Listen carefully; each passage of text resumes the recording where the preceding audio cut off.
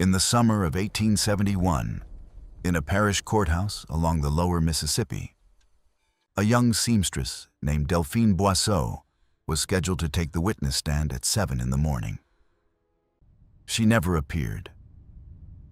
The bailiff found her boarding room door locked from the inside, her supper cold on the table, her shoes placed neatly beside the bed, and a single lamp still burning with just enough oil left to prove it had been lit past midnight.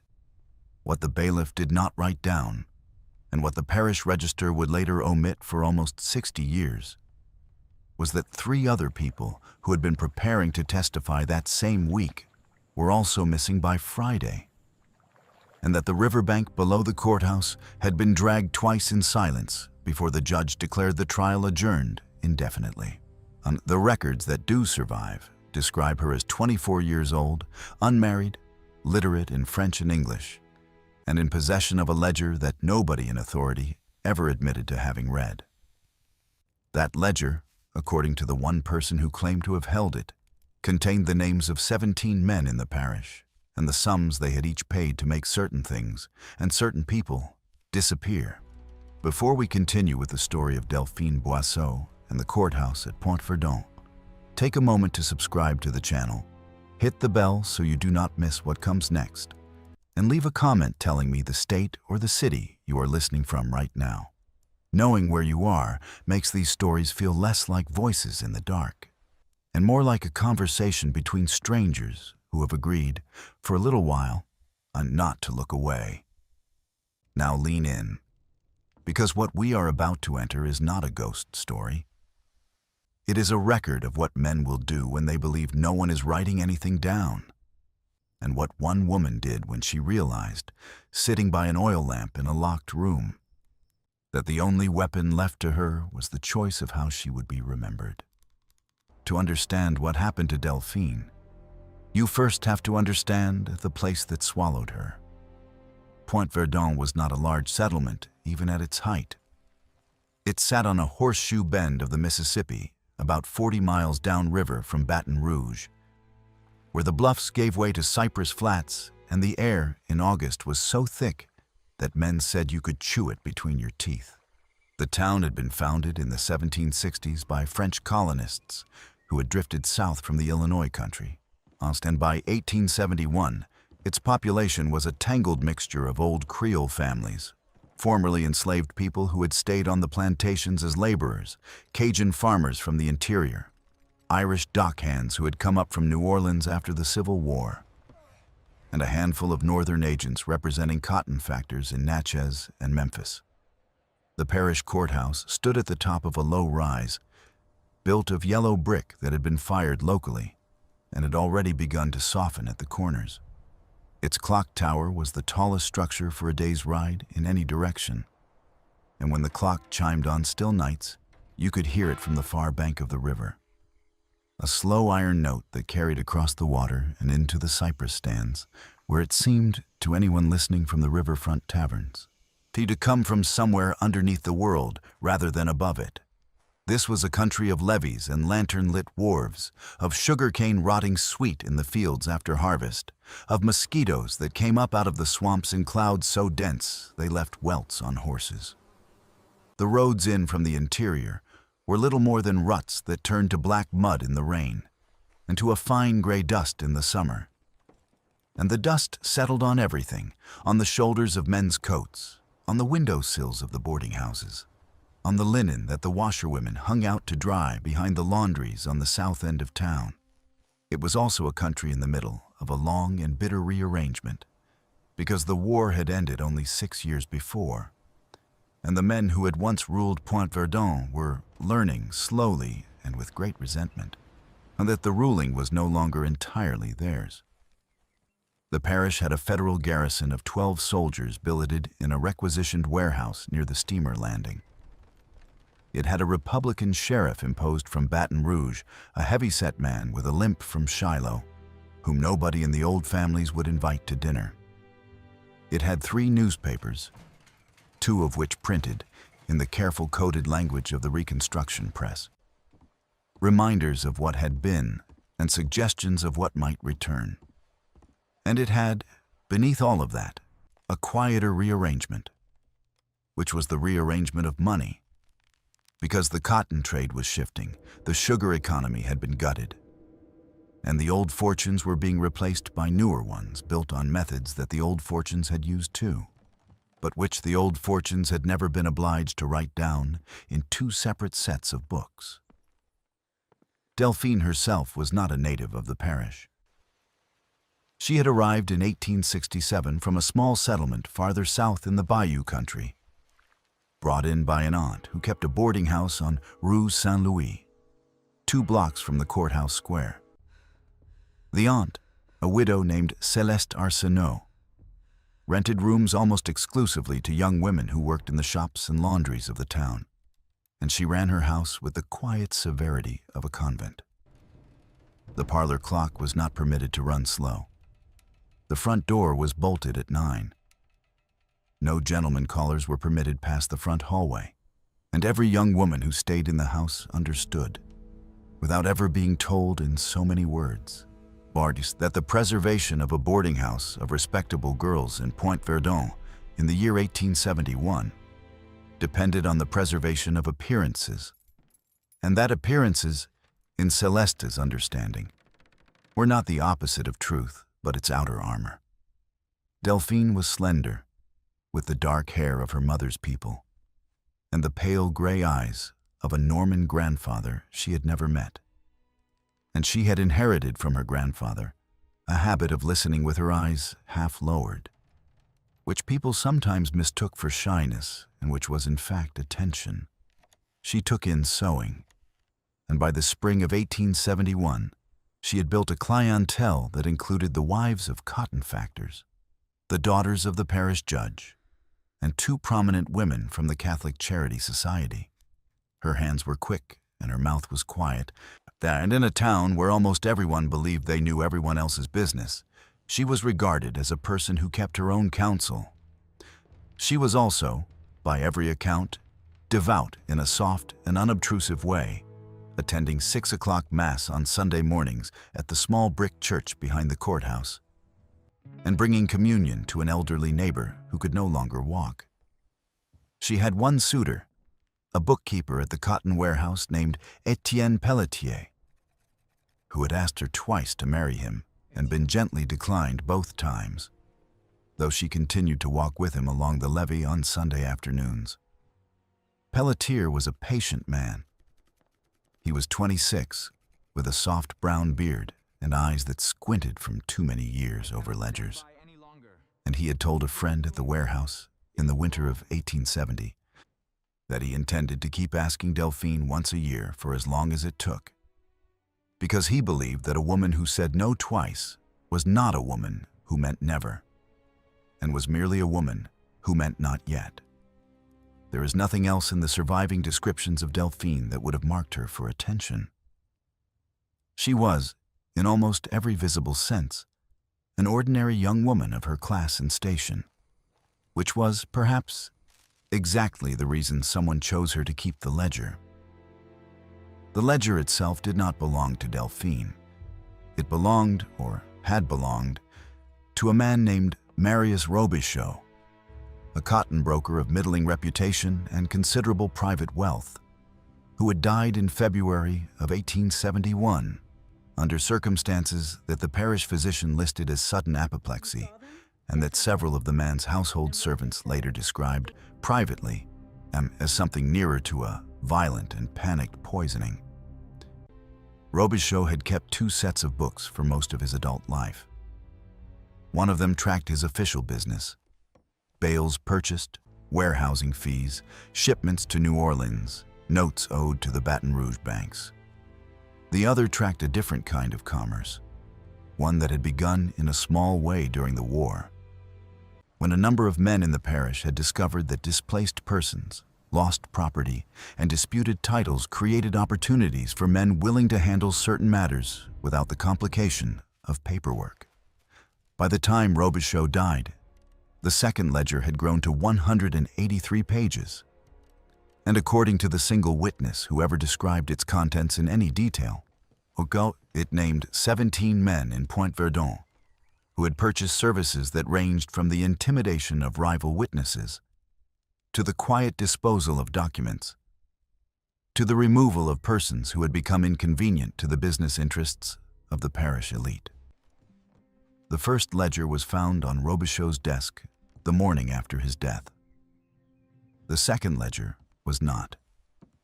His widow, a small and frightened woman named Madeleine, found it 3 weeks later, wrapped in oilcloth beneath a loose floorboard in her late husband's study.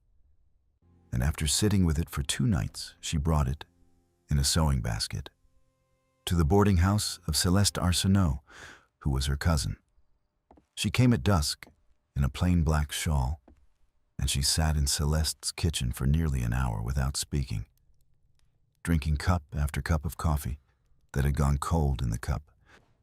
And when at last she pushed the sewing basket across the table, she said only that she could no longer sleep with the thing in her house, and that Celeste would understand when she opened it, and that she hoped Celeste would forgive her for bringing it, because there was no one else in the parish she trusted with a secret that heavy. Celeste, by her own later account, did not open the basket until Madeleine had left. When she did, she stood for a long time at her kitchen table, holding the oilcloth package in her hands, reading the first 3 pages by the light of a single candle. Then she wrapped it up again, climbed the stairs to the top floor, and hid it in the cedar-lined linen chest at the foot of Delphine's bed, because Delphine's room was the only room in the house with a bolt on the door that worked, and because Celeste had understood in that moment that she was not a woman strong enough to carry the thing alone, and that the one person in her house who might be strong enough was the one person she most wished to protect. She told no one, not even Delphine, what was inside, or so Celeste later claimed. The events that brought Delphine to the witness stand began in April, when a laborer named Isaac Green was found dead at the foot of the levee, a man of perhaps 40 who had worked as a teamster for one of the old sugar plantations and who had, in the preceding months, begun to file claims for wages unpaid since before emancipation. He had been a quiet man, by all accounts, a widower, a Methodist, a father of 3 grown daughters, and he had come to the federal agent's office in Baton Rouge twice that winter, carrying carefully written statements that he had dictated to a schoolteacher in exchange for a week's labor on her woodpile. The parish authorities ruled his death a drowning. They noted, in the brief report filed by the deputy coroner, that his pockets had been empty, that his boots had been missing, and that the back of his skull showed the kind of injury consistent, the coroner wrote, with a fall against rocks in shallow water. 2 of his co-workers, both black freedmen named Solomon Reed and Marcus Freeman, came forward within a week to say that Green had been beaten behind the cotton warehouse on the night of his death and thrown into the river afterward, and that they had seen 3 white men standing over him in the lantern light, and that one of the 3 had been the foreman of the warehouse, a man named Jonas Perrin, whose family had been named in the published obituary of Marius Robichaud as among the late broker's closest business associates. Under ordinary circumstances in the parish, such a claim would have produced no indictment and no investigation. The sheriff would have listened or not. The deputy coroner would have filed the report or amended it. Life would have resumed. But 1871 was not an ordinary year. A federal circuit judge named Horace Tremont had been appointed to oversee civil rights enforcement in the lower Mississippi districts, and Tremont was not from Louisiana. He was a Vermonter, a former Union colonel, a man in his 50s with a short gray beard and a trick knee from a musket ball at Spotsylvania. And he believed, with the narrow and unshakable conviction of a New England Congregationalist, that the reconstruction of the South depended on the willingness of the federal courts to convict white men for crimes they had previously committed without consequence. Tremont did not shout. He did not make speeches. He did not give interviews to the newspapers. He simply read and wrote and issued subpoenas with a steady, methodical patience that his clerks said reminded them of a man carving a channel into stone with a penknife. Tremont scheduled a grand jury for the first week of July, and he subpoenaed not only the 2 witnesses who had come forward, but any person in the parish known to have had dealings with Marius Robichaud, on the theory that Robichaud's second ledger, rumors of which had already reached Baton Rouge, he might contain information relevant to a pattern of organized violence against freedmen in the cotton trade. Delphine Boisseau's name appeared on the subpoena list because Celeste Arsenault's name had been on the list first, and because when the federal marshal knocked on the boarding house door in the hot drizzle of a June afternoon, Celeste, terrified and ill with a fever that had begun the night before, had pointed down the hallway and said that her niece was the one who could speak to what was kept in the linen chest. That is how, in the last week of June 1871, a 24-year-old seamstress with no living parents and no surviving brothers came to be the one person in Point Verdun who could put a ledger on the record and name, one by one, the men who had paid Marius Robichaud to make things and people disappear. She had read it by then.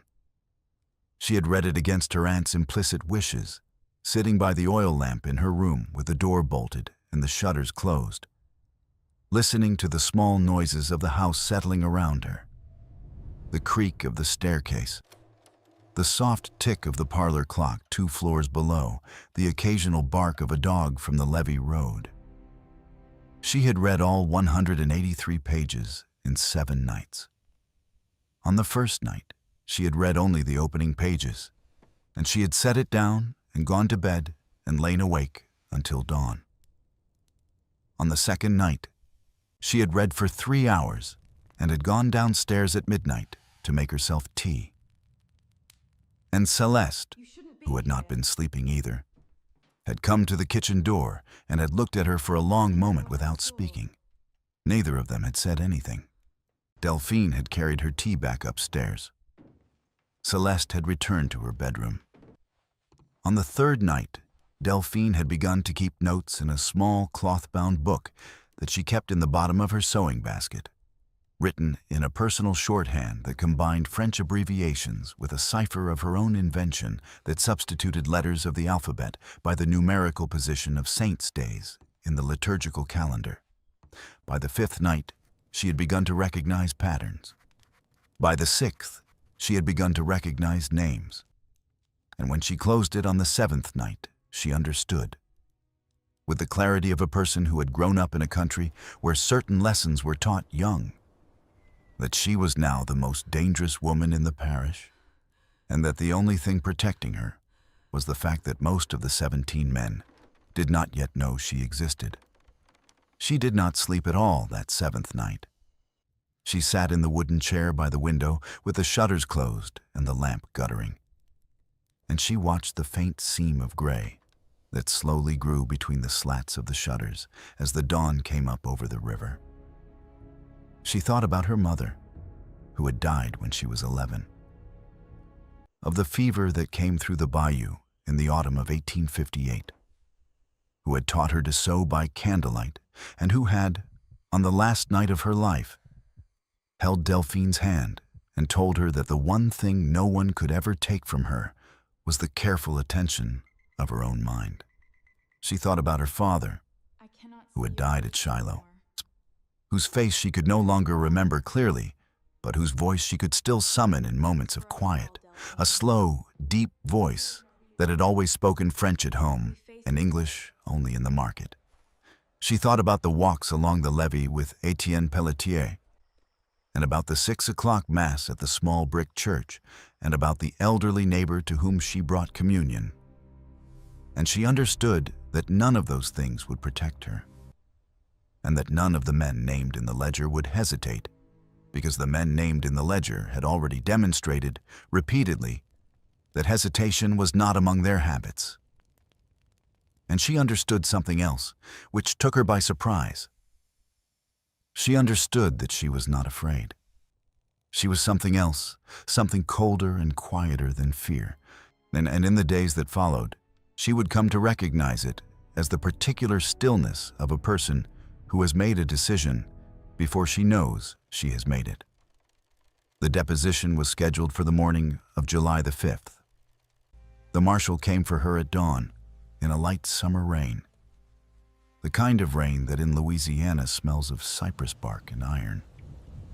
And he found the door of her room locked from the inside.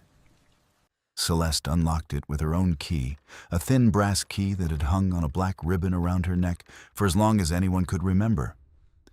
And the two of them stood in the doorway and looked at what the room contained and did not contain. The bed had been slept in, or at least disturbed. The coverlet was pulled back at the corner. The pillow bore the shallow cup of a head that had lain there for at least an hour. The supper on the small pine table was cold but untouched, a plate of rice and red beans with a single piece of bread broken in half, and a pewter cup of water beside it, still full. Her shoes, the black leather walking boots she wore to Mass, were placed side by side at the foot of the bed, as though she had meant to put them on in the morning and had at some point in the night decided not to. The oil lamp on the writing desk still had a thin film of smoke on its chimney, which meant that it had burned long past the hour at which she was known to retire. Her second best dress, the green one she had pressed the afternoon before to wear to the courthouse, was hanging on the back of the door, still pressed, the sleeves smoothed, the collar sharp, a small piece of lavender tucked into the breast pocket. Her Bible was open on the dresser, our face down, to the book of Judith. And on the desk, in the center of the blotter, was a single sheet of paper on which she had written in her careful schoolmistress hand the phrase she would not take another name, followed by 3 initials that nobody in the room recognized, and nothing else. The linen chest at the foot of the bed was open. The ledger was gone, and so was Delphine. No window was broken, no floorboard was disturbed. The shutters were locked from the inside, with a small iron pin dropped through the latch as it was every night before she went to bed. The bolt on the door had been thrown from the inside, and the bolt on that door, as anyone who had ever tried to enter it knew, was stiff with age and had a particular sound when it was thrown that could be heard from 2 rooms away. The only way out of that room, if she had left it alive, was through a door she could not have locked behind her. And yet, the room was empty. The marshal, whose name was Henry Callahan, and who had fought with the Irish Brigade at Antietam, stood in the doorway for nearly a full minute before he said anything. He was a tall man, gaunt in the way that older Irishmen become gaunt, with a long graying beard and eyes the color of wet slate. He had a scar that began at the hairline above his left eye and ran down into the beard. And he had a habit, when he was thinking, of rubbing the scar with the side of his thumb. He rubbed it now. When he finally spoke, he spoke in a low voice to Celeste, and he asked her whether she was certain the niece had been in the room when she retired for the night. Celeste said that she was certain. Her voice, she said afterward, felt to her as though it were coming from the next room. She said that she had brought Delphine a cup of chicory coffee at 9 o'clock, and that they had spoken for perhaps a quarter of an hour, and that Delphine had been calm but pale, and had said that she would sleep well, because she had made her peace with God and with the testimony she was going to give. Celeste said that she had heard her niece bolt the door after her, because the bolt on that door was stiff and had a particular sound when it was thrown. She said that she had gone to bed herself just after 10, and that the house had been quiet all night, and that she had not heard a single footstep on the stairs. Callahan walked around the room twice. He looked under the bed. He tested the shutters. He stood on a chair and examined the ceiling, or he lifted the Bible on the dresser and looked beneath it. And then he set it back down, exactly as he had found it, face down, on the book of Judith. Then he asked Celeste to leave the room, and he stood alone in it for a long time. Celeste, standing in the hallway, heard him do two things. She heard him open the linen chest and close it again.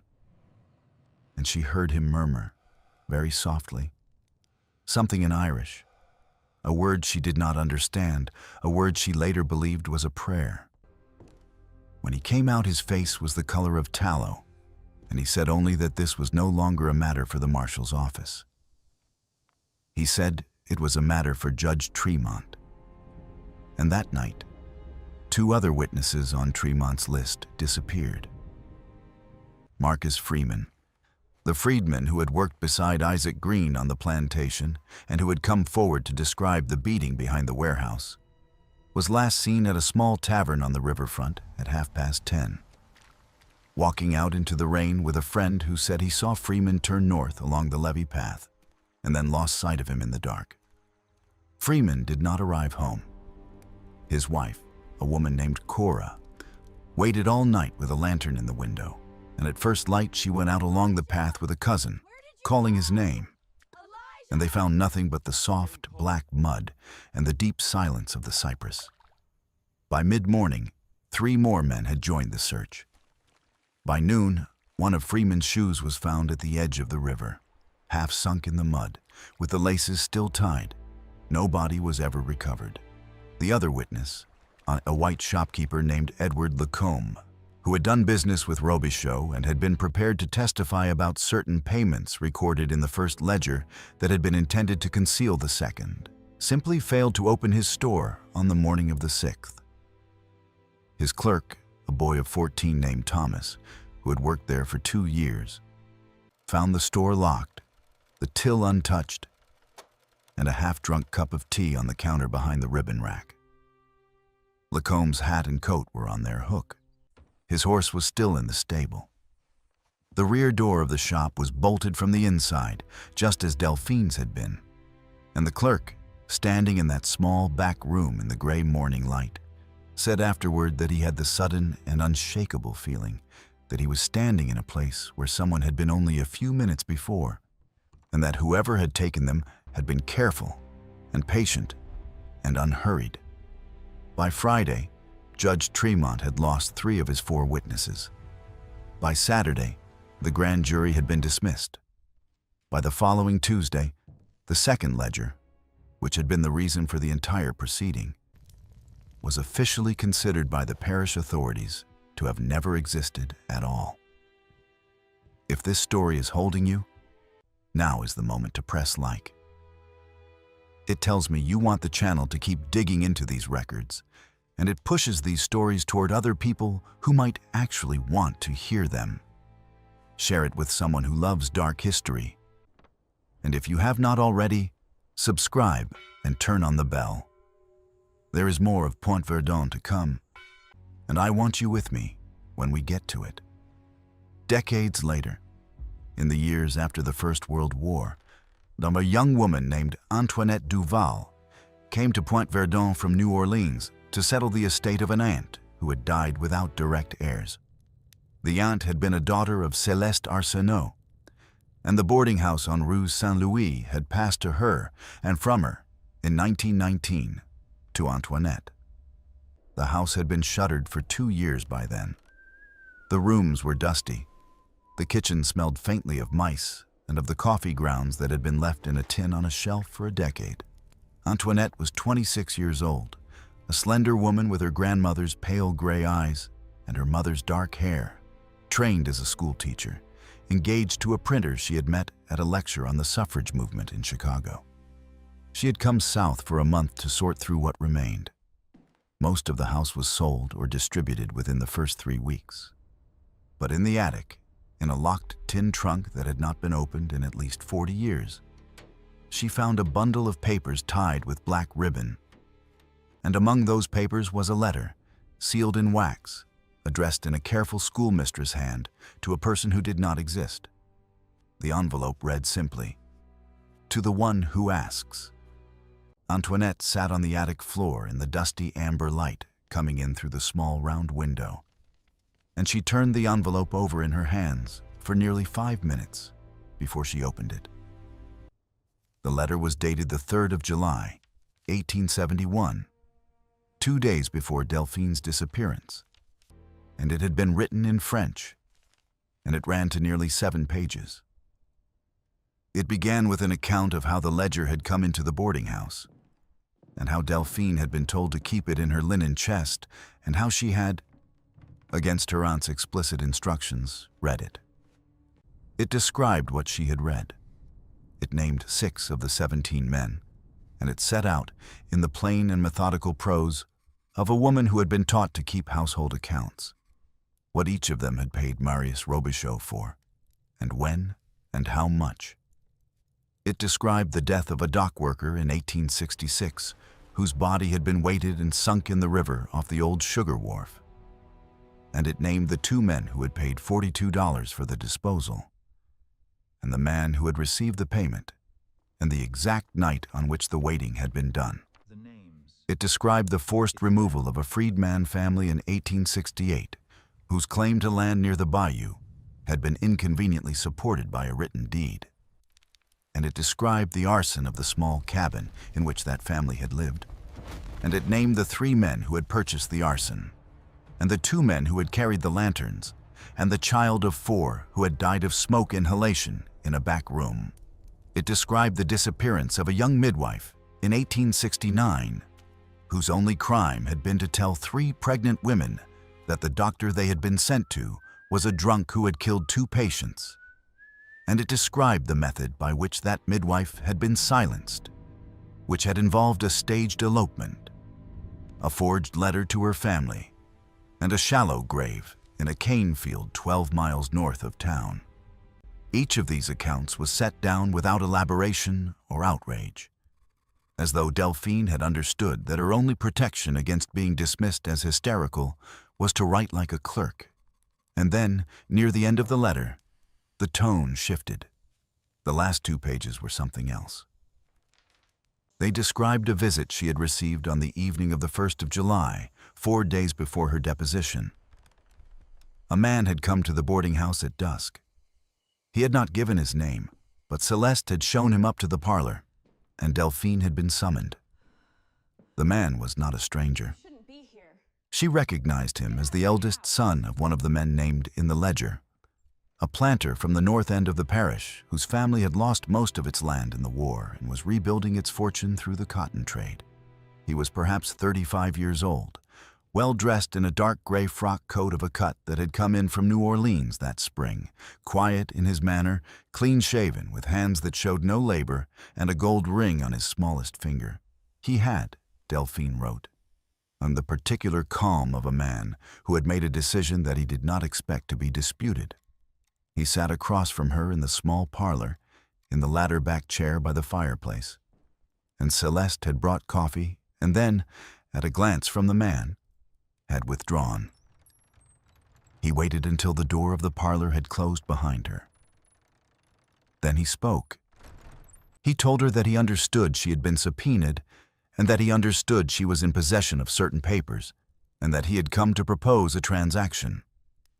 He said that he could see, from the quality of her sewing and the modesty of her circumstances, that she was a woman of limited means and considerable intelligence, and that such a combination was rarely rewarded in the world as it presently existed. He said that he was authorized, by persons whom he did not name, to offer her $2,000 in gold and passage to any city she chose, east or west, and a letter of introduction to respectable families in that city who would receive her as a gentlewoman of reduced circumstances. He named the families. The names were familiar. One of them was the Boston family of a woman for whom Delphine had, 4 months earlier, made a wedding gown. He said that in exchange she was to hand over the ledger, withdraw from her testimony on grounds of conscience, and leave the parish within 48 hours. He said that the alternative was one she would not enjoy, though he phrased it with great delicacy. He said that the parish had, he believed, already demonstrated what could happen to persons who insisted on carrying burdens that did not belong to them. He paused, and he looked at her with something like regret. And he said that he wanted her to understand that the offer was a kindness, and that it was the last kindness that would be offered. And then he waited, and she wrote that he waited with a patience that she found more frightening than any shouting could have been, because he was not a hot-tempered man, and he was not a cruel man in the way a beast is cruel. He was simply a man who was prepared to destroy her with the same administrative efficiency with which he would have foreclosed on a farm. Delphine wrote that she had looked at him for a long time, and that she had felt, for the first time in her adult life, the full weight of what it meant to be a woman in a place like Point Verdun in a year like 1871. And she wrote that she had understood in that moment that the 17 men in the ledger were not a conspiracy so much as a system, and that the system was older than any of them, and that it would survive all of them, and that whether she took the gold and fled or handed over the ledger and stayed, the system would not be dismantled by her testimony or by her silence. She wrote that she had thought, briefly and with a kind of distant amusement, about how she would describe the moment to Etienne Pelletier if she could ever describe it to anyone. And she had understood that she could not, and that the inability to tell him was itself a kind of wound, a small cold wound she could not yet name.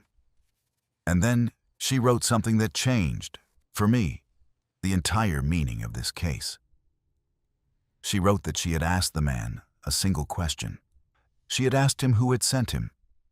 He had smiled, very slightly, and he had said that no one had sent him. He had said that he had come on his own, because the other 16 were prepared to take measures that he considered distasteful, and he had wished to spare her and himself that distastefulness. He had said that the others would come on the night of the 4th, if she had not gone by then, and that what they would do, she would not survive. And Delphine had thanked him for the warning, and she had asked him to leave, and he had left. She wrote that she had sat in the parlor alone for nearly an hour afterward, and that she had realized, with a peculiar and almost weightless calm, that she had been given not a choice between life and death, but a choice between two different kinds of disappearance. And to take the gold was to disappear as a person who had once mattered. To stay was to disappear as a body. And to do the third thing, which was the thing she had begun to plan as she sat there alone in the parlor while the clock in the tower struck 11, was to disappear as something else entirely. The letter ended there, with a signature and a date, and with the note that she had written it in case the worst should come to pass and someone, someday, should want to know what she had chosen and why. When Antoinette Duval read the letter in 1919, she did not immediately tell anyone. She was 26 years old, and she had grown up in New Orleans, hearing rumors of a cousin who had vanished in the years after the war. But her mother had always refused to speak of it, and the rumors had never included names. Antoinette sat with the letter for 3 days. She read it a second time, and a third, and on the 4th morning she walked down to the parish courthouse carrying the letter in her handbag, and she asked to see the records of the grand jury that had been called in July of 1871. The clerk, a young man with oiled hair and a celluloid collar, told her politely that no such grand jury had ever convened. Antoinette produced a printed reference to it from a published memoir of Judge Horace Tremont, who had died in Vermont in 1903. The clerk excused himself for nearly half an hour. When he returned, he was accompanied by a man who introduced himself as the parish attorney, a thin and careful person in his 60s whose family name Antoinette recognized, with a jolt that she hoped did not show in her face, even from the 6 names in her cousin's letter. The parish attorney was courteous. He invited her into his office. He offered her coffee. He listened to her describe the letter without asking to see it. He did not write anything down. And then he told her in the gentle and regretful tone of a man explaining that a roof cannot be repaired because the timbers are rotten through, that the documents she was looking for had been destroyed in a fire in the courthouse in 1884, that the memoir she had cited was known to contain inaccuracies, and that the family name of the young woman she was inquiring about did not appear in any parish record he could locate. He suggested, with the same gentleness, that perhaps her cousin had run away with a man and started a new life elsewhere, as young women sometimes did, and that it would be a kindness to the memory of the family to let the matter rest. He walked her to the door. He shook her hand. His hand was dry and cool, the hand of a man who had never done physical labor in his life. And on the street outside, in the bright October light, Antoinette understood two things at once. The first was that the parish attorney had known the name of her cousin before she had spoken it. The second was that the letter in her handbag was now the most dangerous object in Point Verdun, just as the ledger had been 48 years before, and that the same patience that had waited for Delphine in a darkened parlor in 1871 was, in its slow and institutional way, still waiting. She walked back to the boarding house by a different route than the one she had taken in the morning. She did not stop at the hotel where she had left her midday meal on the table. She did not speak to anyone she passed. She packed her trunk that afternoon. She left on the first train the following morning. And she did not set foot in Louisiana again for the rest of her life. Just when we thought we had seen it all, the horror in Point Verdun turns out to be something stranger and more patient than we had reason to expect. If this story is giving you chills, share this video with a friend who loves dark mysteries. Hit that like button to support our content. And don't forget to subscribe to never miss stories like this. Let's discover together what actually happened in that room on Rue Saint-Louis on the night of the 4th of July, 1871, because we are not done yet. Antoinette took the letter with her to New Orleans, and then from New Orleans to Chicago, where she married the printer in 1922 and raised 2 daughters, and where the letter sat for another 40 years in a safe deposit box at a bank on Dearborn Street. She told her husband about it once, in 1931, on a winter evening when snow was piling against the kitchen window and the radio was playing a program about the Scopes trial. He listened without interrupting, and when she was finished, he said that he thought the letter belonged to history, and that the right thing was probably to give it someday to a historian who knew what to do with it. But the right historian, they agreed, did not yet exist, and the country was not ready, and the safe deposit box would wait.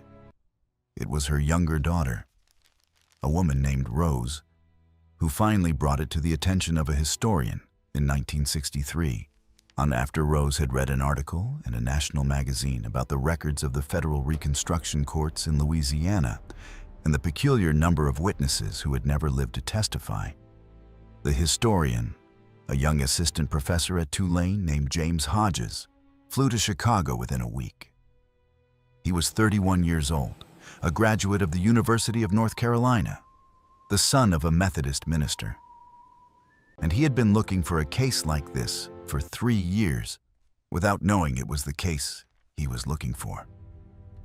He read the letter twice in Rose's kitchen, with a cup of coffee in front of him that went cold. And then he asked her, very carefully, whether the family had kept any other papers from the aunt's estate. Rose said that there was a trunk in the basement that nobody had opened in her lifetime. She and Hodges went down the basement stairs together, and they pried the trunk open with a screwdriver, and inside, beneath 3 folded quilts and a bundle of tax receipts from the 1890s, they found the second ledger of Marius Robichaud. It was exactly as Delphine had described it. 183 pages, 17 names, dates, sums, descriptions, in the brisk commercial shorthand of a cotton broker, of what had been purchased and on whose behalf. Hodges sat on the basement floor and read it for 2 hours without speaking. The furnace clicked on and off.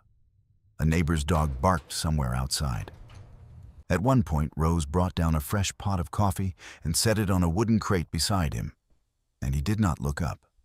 When he finally looked up, he said, in a voice that Rose later remembered as almost apologetic, that the names in the ledger belonged to families that were still prominent in Louisiana, and that the publication of the ledger would not result in any prosecutions because every man named in it had been dead for half a century, and that what they were holding was not evidence, but history, and that history, in a country as young and as reluctant as the United States, was sometimes the only justice that the dead ever got. But here is where the story turns, and where the question I want to leave you with becomes unavoidable.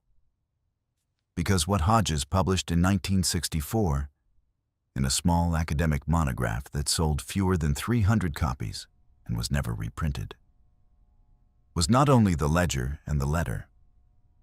It was also the account of what the ledger revealed about the night of the 4th of July, 1871, in the room on Rue Saint-Louis. The ledger contained, as it turned out, one final entry. It had been written in a hand that was not Robichaud's, because Robichaud had been dead for 5 months, but in a hand that matched exactly the hand of an entry Robichaud had made 3 years earlier on behalf of a client who had signed his own name in a contract that was later filed with the parish records. The final entry was dated the 2nd of July, 1871, 3 days before Delphine was scheduled to testify. It read, in translation from the broker's commercial French, as follows. Commission, 17 subscribers. Pro rata, for final arrangement of the matter of the Rue Saint-Louis, to be completed on the night of the 4th. Sum collected and held in escrow pending confirmation. The entry did not name the person who had written it. But Hodges, reading it in Rose's basement in 1963, had understood immediately who had written it, because there was only one person in the parish, apart from Robichaud, who had known every subscriber by name and known the exact amount each would be assessed for a pro rata commission, and that person had been the senior clerk of the cotton warehouse, a bookkeeper with a soft brown beard and eyes that squinted from too many years over ledgers, who had walked on the levee with Delphine on Sunday afternoons, and who had asked her twice to marry him, and who had been, from the beginning, the man the 17 had sent to watch her. The account was this. Delphine had made a plan in the hour after the young planner left her parlor on the evening of the 1st of July. But the plan had not begun that night.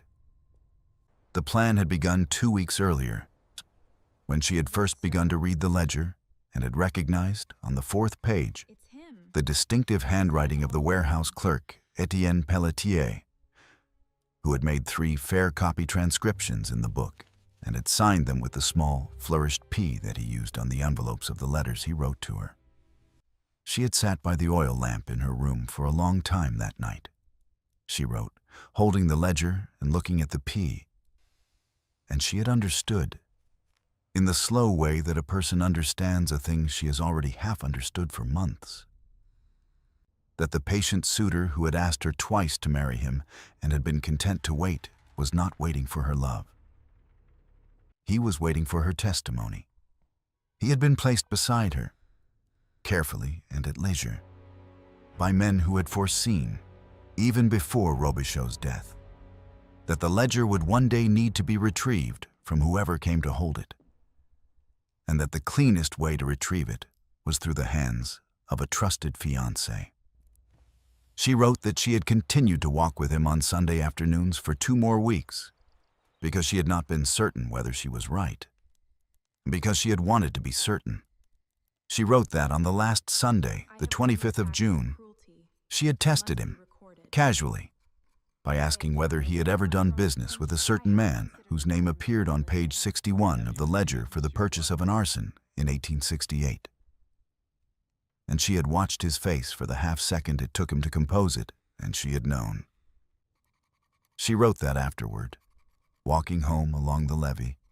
She had taken his arm as she always did, and she had felt the familiar warmth of it through the cotton of his coat sleeve.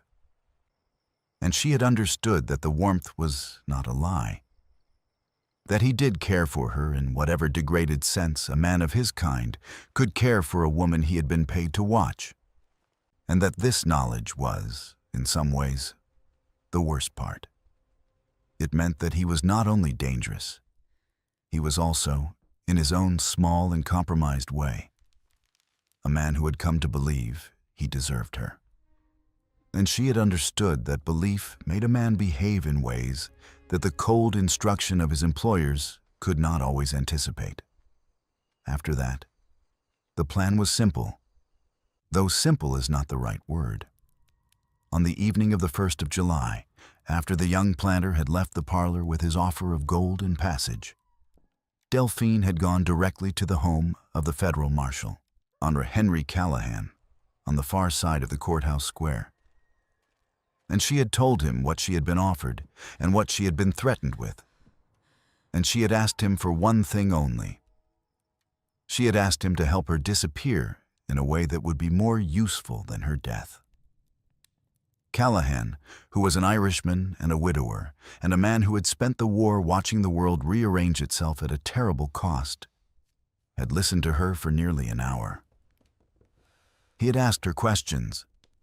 He had asked her what she thought would happen to the ledger if she testified, and she had told him that she thought it would vanish from the evidence room within 48 hours of being entered, because the system she had been reading about for 7 nights was older and more patient than Judge Tremont, and colder than any of them had accounted for.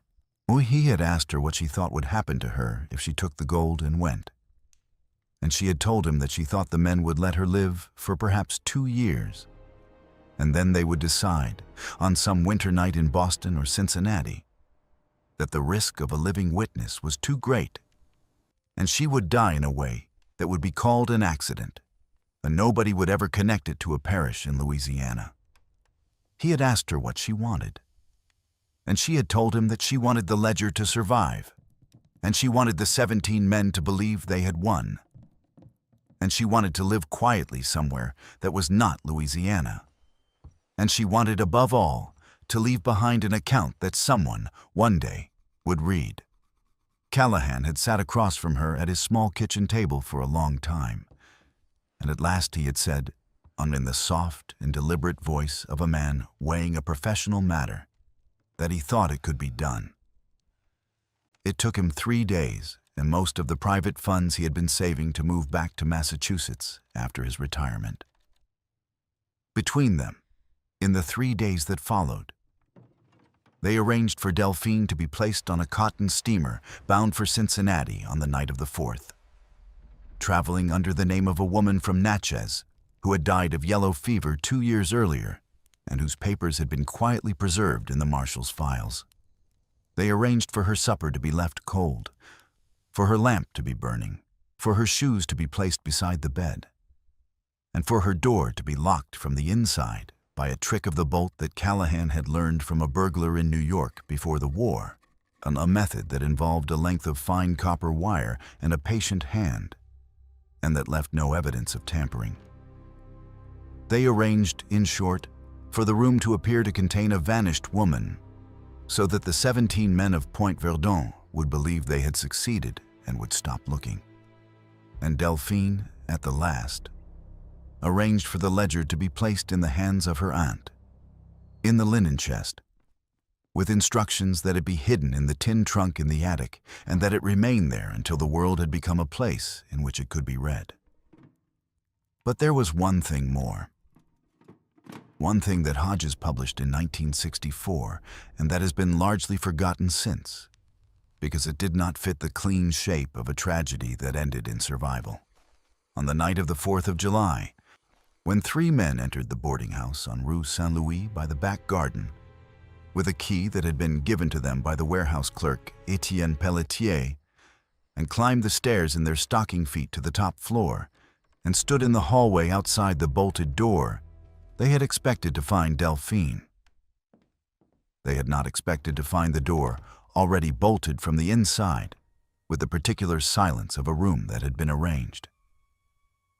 They had stood in the hallway for nearly a full minute, listening.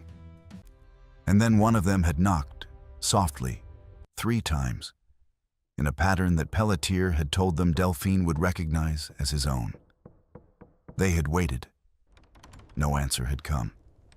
They had knocked again, louder, with the edge of a pistol. No answer had come.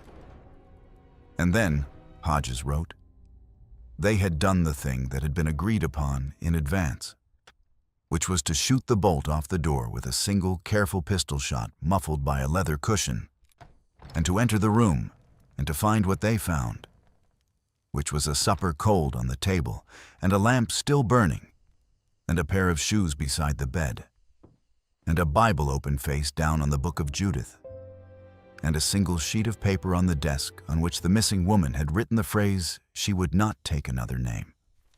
They had stood in that room, the 3 of them, and they had come slowly to the same conclusion that Callahan had come to in the morning, which was that a body was not going to be found, and that a ledger was not going to be found, and that something had gone wrong in a way that could not be explained.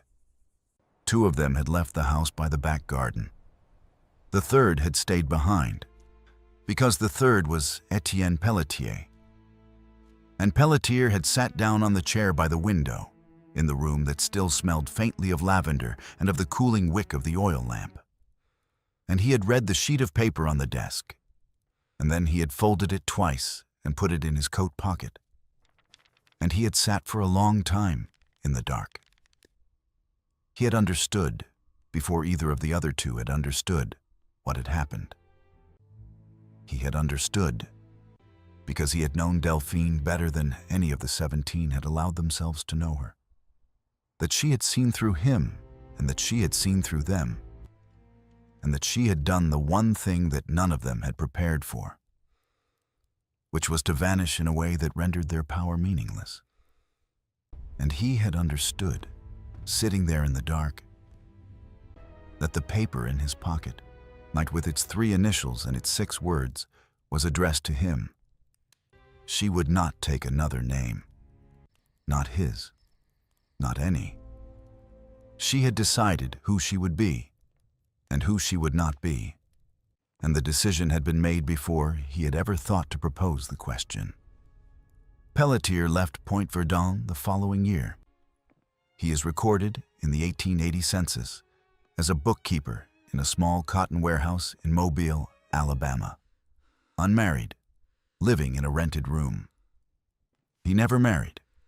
He died in 1897 of tuberculosis in a charity hospital, and he was buried in a pauper's section of a Catholic cemetery outside the city. The paper with the 3 initials was not among his effects. Whether he burned it or buried it, or carried it to the end and asked for it to be placed in his coffin, is not known. And Delphine, for her part, lived. She lived in Cincinnati for 6 years under the name of the dead woman from Natchez, teaching French to the daughters of river merchants, renting a room in a Quaker widow's house, attending a small Episcopal church on Sunday mornings because she understood that the papers she carried would not stand up to the scrutiny of a Catholic parish with which the dead woman's family had kept up correspondence. She sent money anonymously, through the hand of Henry Callahan, to Cora Freeman in New Orleans for 11 years, until Cora moved and the address was lost. She moved to Boston in 1877, where she worked briefly for a publishing house as a copy editor of French translations. And then, in 1882, she moved to a small town in western Massachusetts, where she taught French at a girls' school for nearly 30 years. She never married. She wore, for the rest of her life, a thin silver chain around her neck that held a small oval locket. And the locket, when it was opened after her death by the headmistress of the school, contained only a folded piece of paper on which 3 initials had been written in a hand that had faded almost to nothing. She never returned to Louisiana. She never spoke of Point Verdun. She subscribed, however, to a New Orleans newspaper for 46 years, and she read it, her colleagues remembered, in the evenings by the window of the small sitting room she kept at the school, with a pencil in her hand and a cup of chicory coffee beside her. What she marked in those papers, if anything, nobody ever asked. She died in 1928 at the age of 81, of pneumonia following a stroke. And she was buried under a name that had never been hers, in a New England churchyard where the headstone gives a date of birth that is not her own. The letter in the tin trunk, addressed to the one who asks, was the last piece of writing she ever signed with her real name. And what she had chosen, on that night in the parlor, was not life and not death, but a third thing: to become, in the records of Point Verdun, a woman who had vanished while remaining, in the records of her own life, a woman who had lived. She had understood that the ledger would not destroy the system, but she had also understood, with the peculiar and almost weightless clarity of that hour, that the system's greatest weapon against women like her was not violence, but erasure, and that the only revenge available to her was to survive and to leave a record that would, someday, be read. Marcus Freeman was not so fortunate. His body was never recovered. The men who took him from the levee path on the night of the 4th of July were never identified in any document that survived the 1884 courthouse fire. Though 3 of the 17 names in Robichaud's ledger are known to have purchased, in the weeks afterward, unusually large quantities of lime from a warehouse in Baton Rouge. His widow, Cora, raised their 4 children alone, took in washing for a living, moved to New Orleans in 1878, and lived to see her youngest son become a Pullman porter on the New Orleans to Chicago line. She died in 1902, in a small rented room on Dauphine Street, with her daughter at her side. And when her daughter was asked, years later, whether her mother had ever spoken of the night her father disappeared, the daughter said that her mother had spoken of it exactly once, on the night before she died, and had said only that she hoped that somewhere a record still existed, and that somebody, someday, would find it. Edward Lacombe, the shopkeeper, turned up 3 weeks after his disappearance in a jail in Memphis, having been beaten so severely that he could no longer speak clearly, and he lived the rest of his life in a rooming house run by Methodist missionaries, selling penny candy from a wooden tray to the children who passed his window on their way home from the public school. He never testified. He never wrote an account. He died in 1889 of a respiratory illness, and he was buried in a pauper's grave. The federal judge, Horace Tremont, was transferred to a circuit in Indiana the following year, and his attempts to press for a reopening of the Point Verdun grand jury were quietly blocked at the department level by superiors who cited the unavailability of witnesses. He retired to Vermont in 1879, and he wrote his memoir in the last 5 years of his life. And he mentioned Point Verdun in 2 paragraphs that were later cited by Antoinette Duval at the parish courthouse in 1919, and denied by the parish attorney with a dry, cool hand.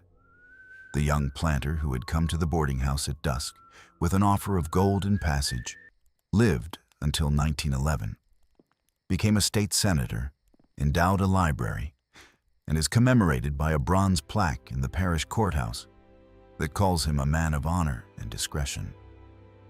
His family still lives in Point Verdun. The marshal, Henry Callahan, retired in 1874, moved back to Massachusetts, and died in 1891 in a small cottage near Lowell, where he is remembered in the local history society as a veteran who had spoken rarely of the war, and never at all of his years in Louisiana.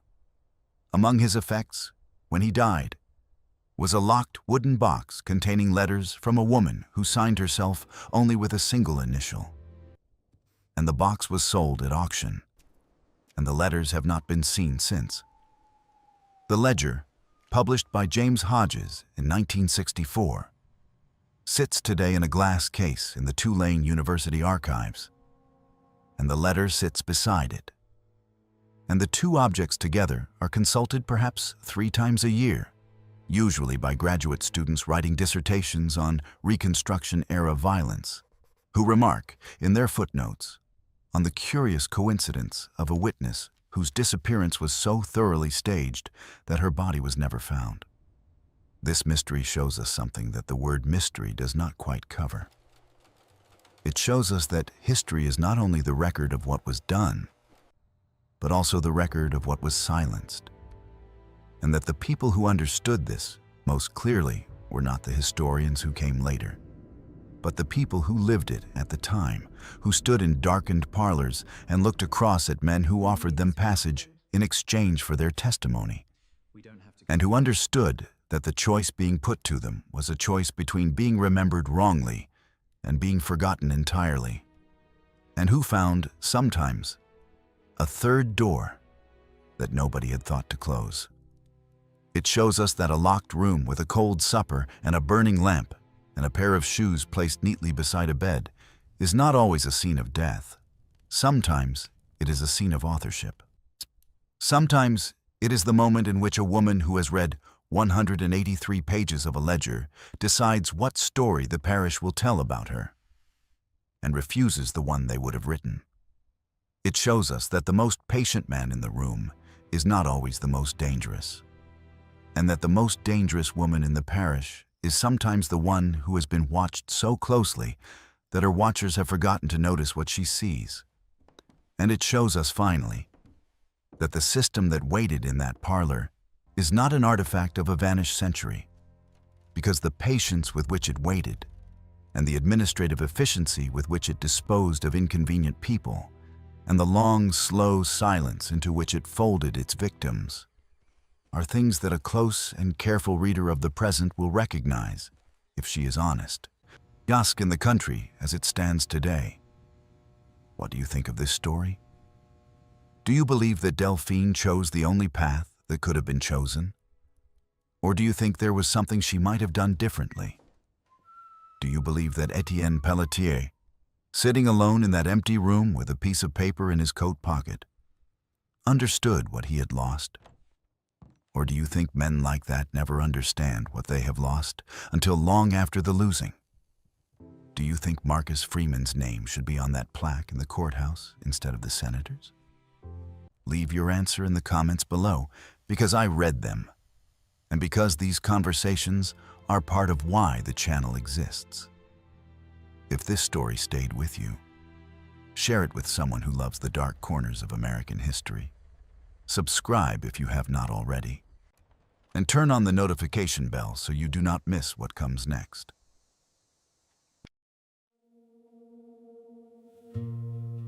Don't pity me. My heart doesn't need your mercy. I can still stand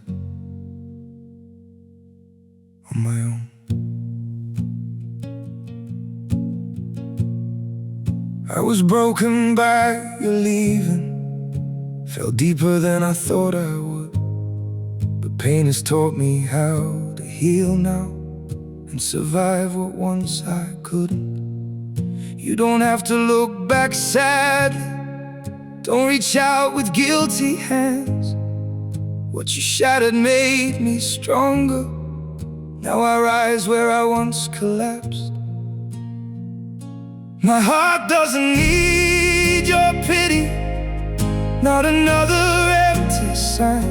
I've got enough strength left within me to rebuild this life of mine. My feet are steady through the sorrow, I can stand through all the pain. You don't have to save me, darling, I'll learn to breathe again. I once begged for your affection, now I've learned my worth in scars. And the man you left left in pieces, found his own way through the dark. My heart doesn't need your pity, not another empty sign. I've got enough strength left within me to rebuild this life of mine. My feet are steady through the sorrow, I can stand through all the pain. You don't have to save me, darling, I'll learn to breathe again.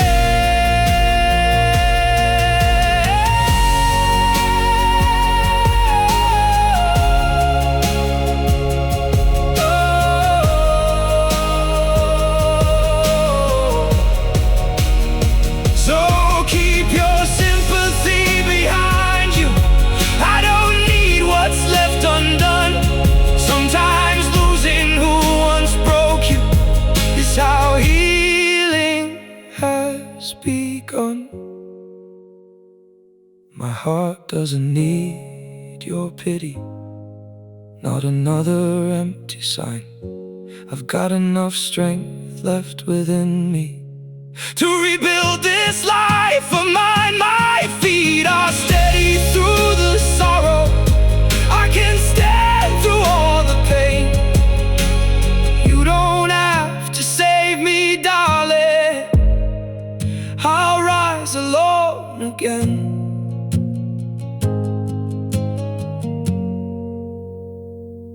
I'll rise alone again.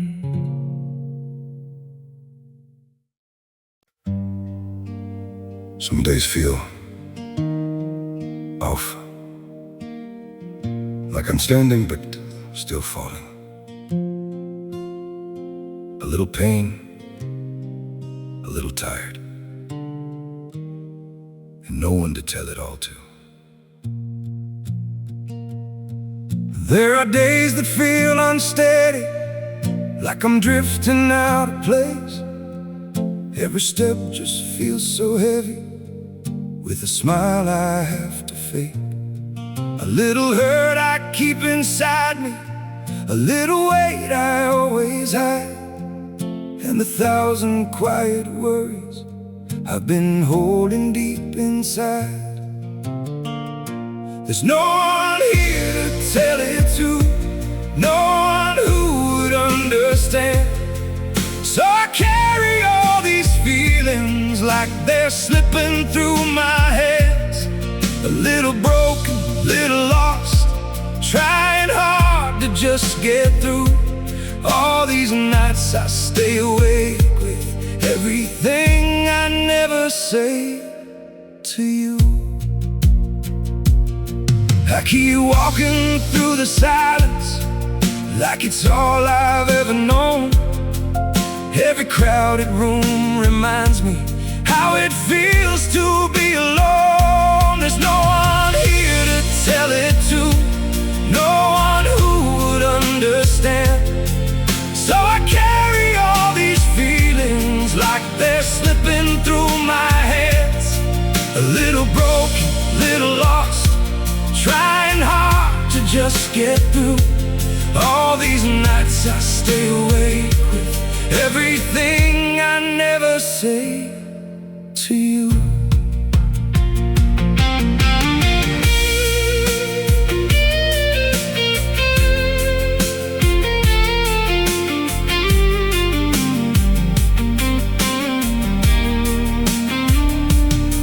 Maybe one day I'll be stronger, maybe I'll learn how to speak, but for now I keep it buried in the parts of me too weak. There's no one here to tell it to, no one who would understand. So I carry all these feelings like they're slipping through my hands. A little broken, little lost, trying hard to just get through. All these nights I stay awake with everything I never say